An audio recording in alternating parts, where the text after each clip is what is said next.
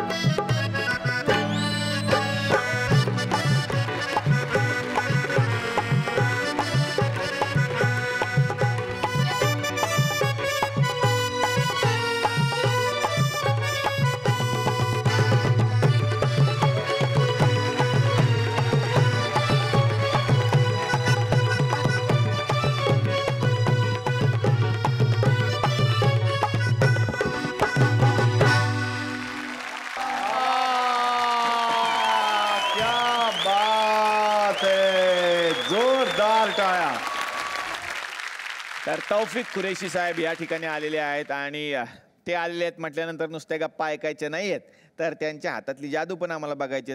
तर सर, तुमच्याकडून काहीतरी ऐकण्याची इच्छा आहे आम्हाला.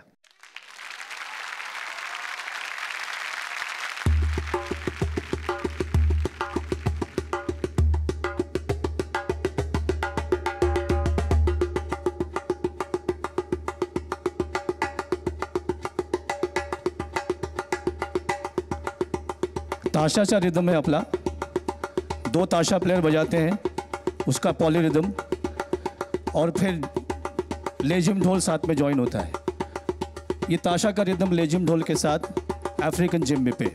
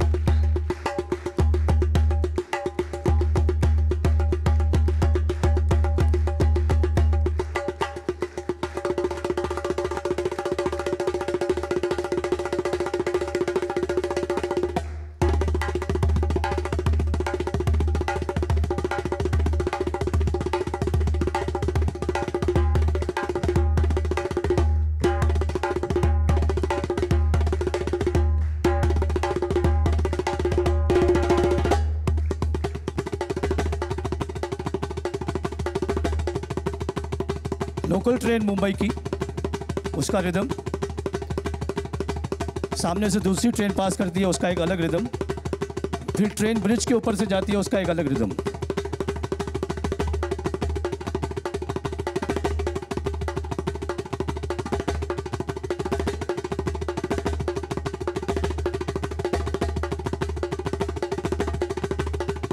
सामने से दूसरी ट्रेन,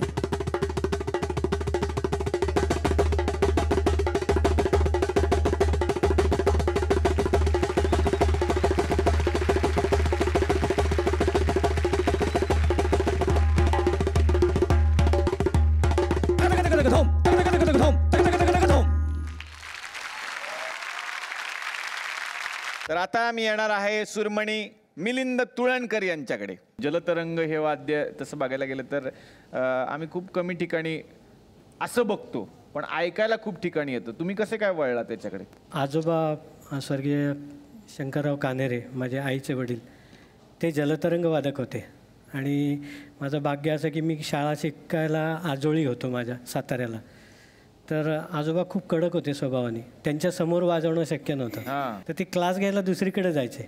तर ते जेव्हा क्लास घ्यायला जायचे तर त्यांनी सकाळी जो काही रियाज केला तो मी वाजवून बघायचो की जमतंय का आपल्याला. त्यांनी काय जी बंदिश वाजवली, कानात म्युझिक होतं त्यामुळे सारे गम कुठला हे सांगायची गरज नव्हती. तर आजीने एकदा ऐकलं, तेही संगीत शिक्षिका होत्या, स्नेहलता कानेरे.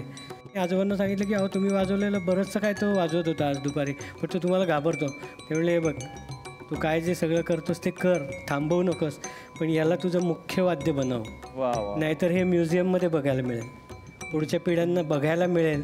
ते तू जर कंटिन्यू केलंस तरच बघायला मिळेल. आता जर गुगलमध्ये जलतरंग हा शब्द टाकला तर माझा फोटो येतो. वा, क्या बात. पण तो मोह होतोय सर आम्हाला त्यातून काहीतरी ऐकण्याचा.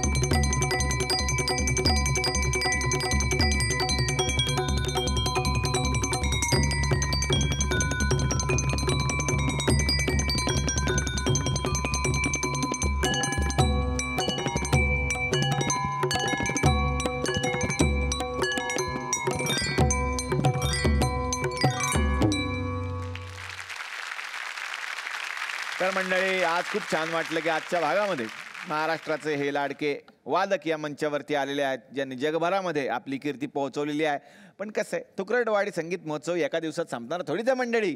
तेव्हा तुम्हाला जे पाहिजे तेच आम्ही करणार आहे.